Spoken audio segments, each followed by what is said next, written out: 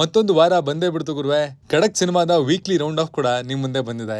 ಬನ್ನಿ ಈ ವಾರ ಸಿನಿಮಾ ಸುದ್ದಿ ಏನೆಲ್ಲ ಇದೆ ಅಂತ ಒಂದೊಂದಾಗಿ ನೋಡ್ಕೊಂಬರೋಣ. ಹಾಯ್ ಎಲ್ರಿಗೂ ನಮಸ್ಕಾರ ಅಂಡ್ ವೆಲ್ಕಮ್ ಟು ಖಡಕ್ ಸಿನಿಮಾ. ನಾವು ಕೊಡುವಂತಹ ಅಪ್ಡೇಟ್ಸ್ಗಳು, ಮಾಡೋ ರಿಸರ್ಚ್ಗಳು ನಿಮ್ಗೆ ಇಷ್ಟ ಆಗೋದಾದ್ರೆ ಮಾತ್ರ ನಮ್ಮ ಚಾನಲ್ ಅನ್ನ ಸಬ್ಸ್ಕ್ರೈಬ್ ಮಾಡ್ಕೊಳ್ಳಿ. ಅನೌನ್ಸ್ಮೆಂಟ್ಸ್. ತುಂಬಾ ಟೈಮಿಂದ ಪ್ರೇಮ್ ಹಾಗೂ ಧ್ರುವ ಸರ್ಜಾ ಕಾಂಬಿನೇಷನ್ ನಲ್ಲಿ ಮೂಡ್ ಬರ್ತಾ ಇರುವಂತಹ ಕೆಡಿ ಸಿನಿಮಾದಲ್ಲಿ ಒಬ್ಬ ಕನ್ನಡದ ಬಿಗ್ ಸ್ಟಾರ್ ಅತಿಥಿ ಪಾತ್ರದಲ್ಲಿ ಕಾಣಿಸ್ಕೊಳ್ತಾ ಇದ್ದಾರೆ ಅನ್ನುವಂತಹ ಸುದ್ದಿ ಹರಿದಾಡ್ತಾ ಇತ್ತು. ಅದ್ರ ಬಗ್ಗೆ ನಾವು ಕೂಡ ಬಲ್ಲ ಮಾಹಿತಿಗಳಿಂದ ವರದಿ ಪಡ್ಕೊಂಡು ಆ ಪಾತ್ರವನ್ನ ಕಿಚ್ಚ ಸುದೀಪ್ ಅವರು ಮಾಡ್ತಾ ಇದ್ದಾರೆ ಅನ್ನೋದನ್ನ ಈ ಹಿಂದಿನ ವೀಕ್ಲಿ ರೌಂಡ್ ಆಫ್ ವಿಡಿಯೋದಲ್ಲಿ ಕೂಡ ಹೇಳಿದ್ವಿ. ಕೊನೆಗೂ ಆ ಸುದ್ದಿ ನಿಜವಾಗಿದ್ದು ಕಿಚ್ಚ ಸುದೀಪ್ ರವರು ಅತಿಥಿ ಪಾತ್ರದಲ್ಲಿ ಕಾಣಿಸ್ಕೊಳ್ತಾ ಇದ್ದು ಅವರ ಪಾತ್ರ ಸಿನಿಮಾದಲ್ಲಿ 3 ನಿಮಿಷವರೆಗೂ ಕೂಡ ಇರಬಹುದು ಅನ್ನುವಂತಹ ಸುದ್ದಿ ಕೂಡ ಹರಿದಾಡ್ತಾ ಇದೆ. ಇನ್ನು ಸಿನಿಮಾದಲ್ಲಿ ಕಿಚ್ಚ ಸುದೀಪ್ ಅವರು ಅತಿಥಿ ಪಾತ್ರದಲ್ಲಿ ಕಾಣಿಸ್ಕೊಳ್ತಾ ಇರೋದ್ರ ಬಗ್ಗೆ ಕೆವಿಎನ್ ಪ್ರೊಡಕ್ಷನ್ಸ್ ತನ್ನ ಸೋಷಿಯಲ್ ಮೀಡಿಯಾ ಹ್ಯಾಂಡಲ್ ಗಳಲ್ಲಿ ಫೋಟೋಗಳ ಜೊತೆಗೆ ಅಧಿಕೃತವಾಗಿ ಅನೌನ್ಸ್ಮೆಂಟ್ ಅನ್ನ ಮಾಡಿದೆ. ತುಂಬಾ ಟೈಮ್ ಆದ್ಮೇಲೆ ಪ್ರೇಮ್ ಹಾಗೂ ಕಿಚ್ಚ ಒಟ್ಟಾಗಿ ಕೆಲಸ ಮಾಡ್ತಾ ಇದ್ದಾರೆ.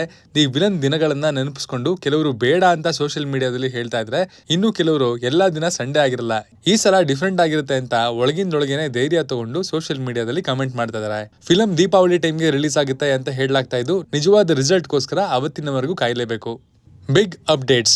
ಸದ್ಯಕ್ಕೆ ಅಕ್ಟೋಬರ್ 2ಕ್ಕೆ ರಿಲೀಸ್ ಆಗಬೇಕಾಗಿರುವಂತಹ ಕಾಂತಾರ ಚಾಪ್ಟರ್ 1 ಸಿನಿಮಾದ ರಿಲೀಸ್ಗೆ ಎದುರು ನೋಡ್ತಿರುವಂತಹ ರಿಷಬ್ ಶೆಟ್ಟಿ ಅವರು ಈಗ ಮತ್ತೊಂದು ದೊಡ್ಡ ಮಟ್ಟದ ಸಿನಿಮಾದಲ್ಲಿ ನಟಿಸೋದು ಬಹುತೇಕ ಕನ್ಫರ್ಮ್ ಆಗಿದೆ. ಪ್ರಶಾಂತ್ ನೀಲ್ ಹಾಗೂ ಜೂನಿಯರ್ ಎನ್ಟಿಆರ್ ಕಾಂಬಿನೇಷನ್ ನಲ್ಲಿ ನಿರ್ಮಾಣ ಆಗ್ತಿರುವಂತಹ ಡ್ರ್ಯಾಗನ್ ಸಿನಿಮಾ ಸದ್ಯಕ್ಕೆ ಸೌತ್ ನಲ್ಲಿ ಸಖತ್ ಸದ್ ಮಾಡ್ತಾ ಇದೆ. ಇನ್ನು ಈ ಸಿನಿಮಾದಲ್ಲಿ ರುಕ್ಮಿಣಿ ವಸಂತ್ ಪ್ರಮುಖ ಪಾತ್ರದಲ್ಲಿ ಕಾಣಿಸ್ಕೊಳ್ತಾ ಇದ್ದಾರೆ ಎನ್ನುವಂತಹ ಸುದ್ದಿ ಕೆಲವು ದಿನಗಳ ಹಿಂದೆ ಅಷ್ಟೇ ಸಿಕ್ಕಿತ್ತು. ಇದರ ಜೊತೆಗೆ ಬಾಲಿವುಡ್ ನ ಅನಿಲ್ ಕಪೂರ್ ಹಾಗೂ ಮಲಯಾಳಂನ ಟೊವಿನೋ ಥಾಮಸ್ ಸೇರಿದಂತೆ ಇನ್ನು ಸಾಕಷ್ಟು ಖ್ಯಾತ ಕಲಾವಿದರು ಪ್ರಮುಖ ಪಾತ್ರದಲ್ಲಿ ಕಾಣಿಸ್ಕೊಳ್ತಾ ಇದ್ದಾರೆ ಎನ್ನುವಂತಹ ಸುದ್ದಿ ಕೂಡ ಹರಿದಾಡ್ತಾ ಇತ್ತು. ಈಗ ಈ ನಟರುಗಳ ಪೈಕಿ ಅತಿಥಿ ಪಾತ್ರದಲ್ಲಿ ಕಾಣಿಸ್ಕೊಳ್ಳೋದಕ್ಕೆ ರಿಷಬ್ ಶೆಟ್ಟಿ ಕೂಡ ತಯಾರಾಗಿದ್ದಾರೆ ಎನ್ನುವಂತಹ ಅಪ್ಡೇಟ್ ಸಿಕ್ಕಿದೆ. ಈಗಾಗಲೇ ಅನೌನ್ಸ್ ಆಗಿರುವಂತಹ ತಮ್ಮ ದೊಡ್ಡ ಮಟ್ಟದ ಸಿನಿಮಾಗಳ ನಡುವೆ ಈ ಅತಿಥಿ ಪಾತ್ರದಲ್ಲಿ ಕೂಡ ರಿಷಬ್ ಶೆಟ್ಟಿ ಕಾಣಿಸ್ಕೊಳ್ಳೋದು ಬಹುತೇಕ ಫಿಕ್ಸ್. ರಾಮಾಯಣ ಸಿನಿಮಾ 2 ಭಾಗದಲ್ಲಿ ನಿರ್ಮಾಣ ಆಗ್ತಿದೆ ಅನ್ನೋದು ನಿಮ್ಮೆಲ್ಲರಿಗೂ ಗೊತ್ತಿರುವಂತಹ ವಿಚಾರ. ಈಗಾಗಲೇ ಈ ಸಿನಿಮಾನ ನಮಿತ್ ಮಲ್ಹೋತ್ರಾ ಹಾಗೂ ರಾಕಿಂಗ್ ಸ್ಟಾರ್ ಯಶ್ ನಿರ್ಮಾಣ ಮಾಡ್ತಾ ಇರೋದು ಎಲ್ರಿಗೂ ಗೊತ್ತಿರುವಂತಹ ವಿಚಾರನೆ. ಆದ್ರೆ ಹಾಲಿವುಡ್ ನ super hit ಸಿನಿಮಾಗಳಾಗಿರುವಂತಹ Batman trilogy, open ಹೈಮರ್ ಹಾಗೂ ಅನ್ಚಾರ್ಟೆಡ್ ಸಿನಿಮಾಗಳ ನಿರ್ಮಾಪಕರಾಗಿರುವಂತಹ ಅಟ್ಲಾಸ್ ಎಂಟರ್ಟೈನ್ಮೆಂಟ್ ನ ಚಾರ್ಲ್ಸ್ ರೋವನ್ ಅವರು ಕೂಡ ರಾಮಾಯಣ 1 ಹಾಗೂ 2 ಸಿನಿಮಾಗಳನ್ನ ನಿರ್ಮಾಣ ಮಾಡ್ತಾ ಇದ್ದಾರೆ.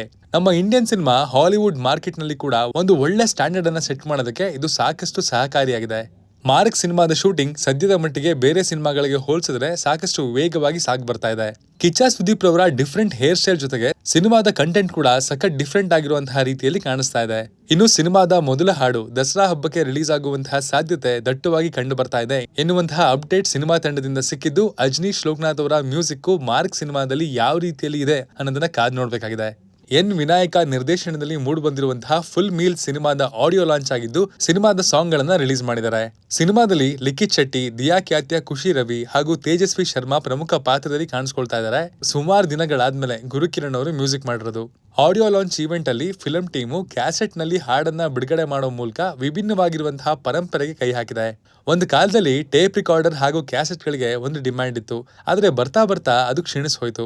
ಆದ್ರೆ ಆ ಹಳೆ ನೆನಪುಗಳನ್ನ ಫುಲ್ ಮೀಲ್ ಸಣ್ಣ ಆಡಿಯೋ ಲಾಂಚ್ ನಲ್ಲಿ ಮತ್ತೆ ಮೆಲುಕು ಹಾಕಿದೆ. ಅದಕ್ಕಿಂತ ಮುಖ್ಯವಾಗಿ ಗುರುಕಿರಣ್ ರವರ ಮ್ಯೂಸಿಕ್ ಹಾಗೂ ಕವಿರಾಜ್ ರವರ ಸಾಹಿತ್ಯ ಹಾಡಿಗೆ ಇನ್ನಷ್ಟು ರೊಮ್ಯಾಂಟಿಕ್ ಫೀಲ್ ಅನ್ನ ಕೊಟ್ಟಿದೆ ಅಂತ ಹೇಳ್ಬೋದು.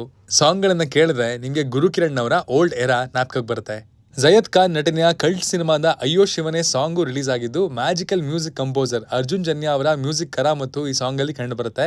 ಜಸ್ಕರನ್ ಸಿಂಗ್ ರವರ ದ್ವಾಪರ ಸಾಂಗಿನ ನಂತರ ಅಯ್ಯೋ ಶಿವನೇ ಸಾಂಗ್ ನ ಮೂಲಕ ಅವರ ವೋಕಲ್ ಜನಗಳಿಗೆ ಮತ್ತಷ್ಟು ಇಷ್ಟ ಆಗುತ್ತೆ ಅನ್ನೋದು ನಮ್ಮ ನಂಬಿಕೆ. Extras and buzz.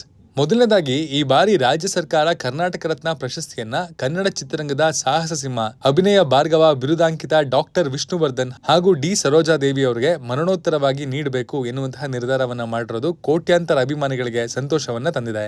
ಲಕ್ಷಾಂತರ ಕೋಟ್ಯಾಂತರ ಅಭಿಮಾನಿಗಳಿಗೆ ಕೊನೆಗೂ ತಮ್ಮ ನೆಚ್ಚಿನ ಕಲಾವಿದರಿಗೆ ಸಿಗಬೇಕಾಗಿರುವಂತಹ ಗೌರವ ಸಿಕ್ಕಿದೆ ಅನ್ನೋದೊಂದು ಖುಷಿ ಕೊಟ್ಟಿದೆ. ಇನ್ನು ಇತ್ತೀಚೆಗಷ್ಟೇ ಅಭಿನಯ ಚಕ್ರವರ್ತಿ ಕಿಚ್ಚ ಸುದೀಪ್ ಅವರ ಪತ್ನಿ ಆಗಿರುವಂತಹ ಪ್ರಿಯಾ ಸುದೀಪ್ ಅವರು ಮರಣದ ನಂತರ ತಮ್ಮ ಅಂಗಾಂಗಗಳನ್ನ ದಾನ ಮಾಡುವ ಬಗ್ಗೆ ಶಪಥ ಮಾಡಿದ್ದಾರೆ. ಕೇವಲ ಕಿಚ್ಚ ಸುದೀಪ್ ಮಾತ್ರ ಅಲ್ಲದೆ ಅವರ ಪತ್ನಿ ಪ್ರಿಯಾ ಸುದೀಪ್ ಅವರು ಕೂಡ ಸಮಾಜಕ್ಕೆ ಒಂದೊಳ್ಳೆ ಸಂದೇಶ ನೀಡುವಂತಹ ಕೆಲಸವನ್ನ ಮಾಡೋದಕ್ಕೆ ಹೊರಟಿರೋದು ನಿಜವಾಗ್ಲೂ ಒಳ್ಳೆಯ ವಿಷಯ. ಇನ್ನು ಇತ್ತೀಚೆಗಷ್ಟೇ ಕನ್ನಡ ಚಿತ್ರರಂಗದ ಸ್ಟಾರ್ ನಟನ ಪತ್ನಿಯಾಗಿರುವಂತಹ ವಿಜಯಲಕ್ಷ್ಮಿ ದರ್ಶನ್ ರವರ ಫ್ಲಾಟ್ ನಲ್ಲಿ ಕಳ್ಳತನ ನಡೆದಿದೆ ಎನ್ನುವಂತಹ ಸುದ್ದಿ ಕೇಳಿಬಂದಿತ್ತು. ಈ ಬಗ್ಗೆ ಪೊಲೀಸ್ ಠಾಣೆಯಲ್ಲಿ ಕೂಡ ಈಗ ಅಫಿಷಿಯಲ್ ಆಗಿ ದೂರು ದಾಖಲಾಗಿದೆ. ಇನ್ನು ಚಾಲೆಂಜಿಂಗ್ ಸ್ಟಾರ್ ದರ್ಶನ್ ಅವರ ವಿಚಾರಕ್ಕೆ ಬಂದ್ರೆ ಅವರು ಜೈಲಲ್ಲಿ ಇದ್ರೂ ಕೂಡ ಅವರ ಸಿನಿಮಾ ಸುದ್ದಿಗಳು ಆಗಾಗ ಹೊರಗಡೆ ಕೇಳಿ ಬರ್ತಾನೆ ಇರುತ್ತೆ. ಸೋಷಿಯಲ್ ಮೀಡಿಯಾದಲ್ಲಿ ಕೂಡ ಆ ಸುದ್ದಿಗಳು ವೈರಲ್ ಆಗ್ತಾ ಇರುತ್ತೆ. ಇನ್ನು ದರ್ಶನ್ ಅವರು ಹಾಗೂ ತರುಣ್ ಸುಧೀರ್ ಕಾಂಬಿನೇಷನ್ ನಲ್ಲಿ ಸ್ವಾತಂತ್ರ್ಯ ಹೋರಾಟಗಾರ ಆಗಿರುವಂತಹ ಸಿಂಧೂರ ಲಕ್ಷ್ಮಣ ಅವರ ಜೀವನಾಧಾರಿತ ಸಿನಿಮಾ ಬರಬೇಕಿತ್ತು. ಈ ಸಿನಿಮಾನ ಮೊದಲು ಬೇರೆಯವರು ಮಾಡಬೇಕಿತ್ತು ಹಾಗೂ ಅದಾದ್ಮೇಲೆ ಈಗ ಅದನ್ನ ಕ್ರಾಂತಿ ಪ್ರೊಡ್ಯೂಸರ್ಸೇ ಮಾಡೋದು ಖಚಿತವಾಗಿತ್ತು. ಆದ್ರೆ ದರ್ಶನ್ ಅವರು ಜೈಲಿಗೆ ಹೋದ ಕಾರಣದಿಂದಾಗಿ ಆ ಸಿನಿಮಾ ಬರುತ್ತಾ ಇಲ್ವಾ ಅನ್ನೋದೇ ಗೊಂದಲದ ಪ್ರಶ್ನೆ ಆಗಿದೆ. ಆದ್ರೆ ಸದ್ಯಕ್ಕೆ ಕೇಳಿಬರ್ತಿರುವಂತಹ ಸುದ್ದಿಯ ಪ್ರಕಾರ ತರುಣ್ ಸುಧೀರ್ ರವರು ವೀರ ಸಿಂಧೂರ ಲಕ್ಷ್ಮಣ ಸಿನಿಮಾದ ಸ್ಕ್ರಿಪ್ಟ್ ವರ್ಕ್ ಅನ್ನ ಸಂಪೂರ್ಣವಾಗಿ ಪೂರ್ತಿಗೊಳಿಸಿದ್ದಾರೆ ಅನ್ನುವಂತಹ ಅಪ್ಡೇಟ್ ಸಿಕ್ಕಿದೆ. ಸ್ಕ್ರಿಪ್ಟ್ ಪೂರ್ತಿಯಾಗಿದೆ, ಆದ್ರೆ ಸಿನಿಮಾ ಸ್ಟಾರ್ಟ್ ಮಾಡೋದಕ್ಕೆ ದರ್ಶನ್ ಅವರೇ ಇಲ್ಲ ಅನ್ನೋದೇ ಸದ್ಯದ ಪರಿಸ್ಥಿತಿ. ಇದನ್ನ ದರ್ಶನ್ ಅವರಿಗೆ ಮಾಡ್ತಾರಾ ಅಥವಾ ಈ ಸಿನಿಮಾ ಬೇರೆಯವ್ರ ಕೈಗೆ ಹೋಗುತ್ತಾ ಅನ್ನೋದನ್ನ ಕಾದ್ ನೋಡ್ಬೇಕಾಗಿದೆ. ದಕ್ಷಿಣ ಭಾರತ ಚಿತ್ರರಂಗದ ಸಂಗೀತ ಮಾಂತ್ರಿಕ ಆಗಿರುವಂತಹ ಇಳೆಯರಾಜ ಕೊಲ್ಲೂರು ಶ್ರೀ ಮೂಕಾಂಬಿಕಾ ದೇವಿಗೆ 4 ಕೋಟಿ ಮೌಲ್ಯದ ಕಿರೀಟವನ್ನ ಉಡುಗೊರೆಯಾಗಿ ನೀಡಿದ್ದಾರೆ. ಸದ್ಯದ ಮಟ್ಟಿಗೆ ದಿನ ಕಡಿಮೆ ಇದ್ರೂ ಕೂಡ ಎಲ್ಲರೂ ಕೂಡ ಎದುರು ನೋಡ್ತಾ ಇರೋದು ಕಾಂತಾರ ಚಾಪ್ಟರ್ 1 ಸಿನಿಮಾದಿಂದ ಅಪ್ಡೇಟ್ ಯಾವಾಗ ಬರುತ್ತೆ ಅಂತ. ಸದ್ಯಕ್ಕೆ ಅಮೆಜಾನ್ ಪ್ರೈಮ್ ಕಾಂತಾರ ಚಾಪ್ಟರ್ 1 ಸಿನಿಮಾದ ಡಿಜಿಟಲ್ ರೈಟ್ಸ್ ಅನ್ನ ಬರೋಬ್ಬರಿ 200 ಕೋಟಿ ರೂಪಾಯಿಗಳಿಗೆ ಖರೀದಿ ಮಾಡಿದೆ ಎನ್ನುವಂತಹ ಸುದ್ದಿ ಇದೆ. ಸೋಷಿಯಲ್ ಮೀಡಿಯಾದಲ್ಲಿ ಎಲ್ಲಾ ಕಡೆ ಕಾಂತಾರ ಚಾಪ್ಟರ್ 1 ಸಿನಿಮಾದ ಸಿನಾಪ್ಸಿಸ್ ಸದ್ದು ಮಾಡ್ತಾ ಇದೆ. ಕದಂಬರ ಆಳ್ವಿಕೆಯಲ್ಲಿ ದೈವ ಆಚರಣೆಗಳಲ್ಲಿ ನಂಬಿಕೆ ಇಟ್ಟಿರುವಂತಹ ಜನರು ಹಾಗೂ ದೈವದ ನಡುವಿನ ಕೊಂಡಿಯ ರೀತಿಯಲ್ಲಿ ಕೆಲಸ ಮಾಡುವಂತಹ ನಾಗಾ ಸಾಧುವಿನ ಪಾತ್ರದಲ್ಲಿ ರಿಷಬ್ ಶೆಟ್ಟಿ ಕಾಣಿಸಿಕೊಳ್ಳಲಿದ್ದಾರೆ ಅನ್ನೋದನ್ನ ಇದು ಹೇಳಿದೆ. ಬನವಾಸಿಯ ಕಾರ್ಡ್ಗಳಲ್ಲಿ ಈ ಕತೆ ಕಂಡು ಬರಲಿದೆ ಎನ್ನುವುದನ್ನ ಕೂಡ ಇದು ಬಿಟ್ಕೊಟ್ಟಿದೆ. ಈ ಕೆಲವೊಂದು ಚಿಕ್ಕ ಪುಟ್ಟ ಡೀಟೇಲ್ಗಳು ಈಗಾಗಲೇ ಸಿನಿಮಾವನ್ನ ಎದುರು ನೋಡ್ತಿರುವಂತಹ ಸಿನಿಮಾ ಪ್ರಿಯರ ಕುತೂಹಲವನ್ನ ಸಿನಿಮಾಗಾಗಿ ಇನ್ನಷ್ಟು ಹೆಚ್ಚು ಮಾಡಿದೆ ಅಂತಾನೆ ಹೇಳ್ಬೋದು.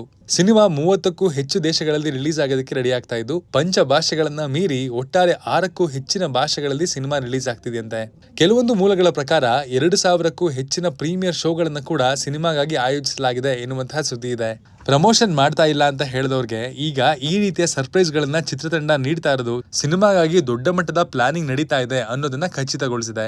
ಸರ್ಕಾರ ಈಗಾಗಲೇ 200 ರೂಪಾಯಿ ಮ್ಯಾಕ್ಸಿಮಮ್ ಟಿಕೆಟ್ ಬೆಲೆ ಎನ್ನುವಂತಹ ನಿಯಮವನ್ನ ಜಾರಿಗೆ ತಂದಿದ್ದು, ಅದರ ವಿರುದ್ಧ ಕೂಡ ಹೊಂಬಾಳೆ ಫಿಲ್ಮ್ಸ್ ಹೈಕೋರ್ಟ್ ಮೆಟ್ಟಲೇರಿರುವಂತಹ ಅಪ್ಡೇಟ್ ಸಿಕ್ಕಿದೆ. ಒಂದ್ ವೇಳೆ ಇದು ಹೊಂಬಾಳೆ ಫಿಲ್ಮ್ಸ್ ಪರವಾಗಿ ಬಂದ್ರೆ ಸಿನಿಮಾ 2000 ಕೋಟಿ ರೂಪಾಯಿ ಕಲೆಕ್ಷನ್ ಮಾಡುವಂತಹ ಲಿಸ್ಟ್ಗೆ ಸೇರಿದ್ರು ಕೂಡ ಆಶ್ಚರ್ಯ ಪಡಬೇಕಾದಂತಹ ಅಗತ್ಯ ಇಲ್ಲ. ಯಾಕಂದ್ರೆ Kantara deserves that. Rocking star Yash ಅವರ ತಾಯಿ ಪುಷ್ಪಮ್ಮ ನಿಮ್ಮೆಲ್ಲರಿಗೂ ಗೊತ್ತಿರೋ ಹಾಗೆ ಕೊತ್ತಲವಾಡಿ ಸಿನಿಮಾದ ಮೂಲಕ ನಿರ್ಮಾಪಕಿಯಾಗಿ ಕನ್ನಡ ಚಿತ್ರರಂಗಕ್ಕೆ ಪಾದಾರ್ಪಣೆ ಮಾಡಿದ್ರು. ಆದ್ರೆ ಮೊದಲ ಸಿನಿಮಾ ಕಮರ್ಷಿಯಲ್ ವಿಚಾರದಲ್ಲಿ ಅಷ್ಟೊಂದು ಸದ್ದು ಮಾಡಿರ್ಲಿಲ್ಲ. ಆದ್ರೆ ಆ ಸಿನಿಮಾದಲ್ಲಿ ನೀಡಿದಂತಹ ಇಂಟರ್ವ್ಯೂ ಕಾರಣದಿಂದಾಗಿ ಪುಷ್ಪಮ್ಮ ಸಾಕಷ್ಟು ಸದ್ದು ಮಾಡಿದ್ರು. ಈಗ ಆ ಸಿನಿಮಾದ ಒಬ್ಬ ಕಲಾವಿದನಿಗೆ ನಿರ್ದೇಶಕರು ಸಂಭಾವನೆ ಸರಿಯಾಗಿ ನೀಡಿಲ್ಲ ಅನ್ನೋ ಕಾರಣಕ್ಕಾಗಿ ಮತ್ತೆ ಕಾಂಟ್ರವರ್ಸಿ ಪ್ರಾರಂಭ ಆಗಿದೆ. ಸೋಷಿಯಲ್ ಮೀಡಿಯಾದಲ್ಲಿ ಇನ್ನೂ ಸಾಕಷ್ಟು ವಿಡಿಯೋಗಳು ಈ ವಿಚಾರದ ಬಗ್ಗೆ ಕೇಳಿ ಬರ್ತಾ ಇದೆ. ಮುಂದಿನ ದಿನಗಳಲ್ಲಿ ಇಂತಹ ಕಾಂಟ್ರವರ್ಸಿಗಳ ನಿಜರೂಪ ಬಯಲಾಗಿ ಇದು ನಿಜಕ್ಕೂ ಆಗಿದ್ಯಾ ಅಥವಾ ಕೇವಲ ಕಾಂಟ್ರವರ್ಸಿ ಮೂಲಕ ತಮ್ಮ ಹೆಸರನ್ನ ಮೀಡಿಯಾ ಮುಂದೆ ತರಬೇಕು, ಫೇಮಸ್ ಆಗಬೇಕು ಅನ್ನೋದಕ್ಕೆ ಇದು ನಡೀತಾ ಇದೆಯಾ ಅನ್ನೋದನ್ನ ಕಾದ್ ನೋಡ್ಬೇಕಾಗಿದೆ. ಇದಾಗಿತ್ತು ಈ ವಾರದ ವೀಕ್ಲಿ ಅಪ್ಡೇಟ್ಸ್. ನಾನ್ ನಿಮಗೆ ಸಿಗ್ತೀನಿ ಮತ್ತೆ ಮುಂದಿನ ವಾರದ ವೀಕ್ಲಿ ಅಪ್ಡೇಟ್ಸ್ ಅಲ್ಲಿ. Signing off, Manu.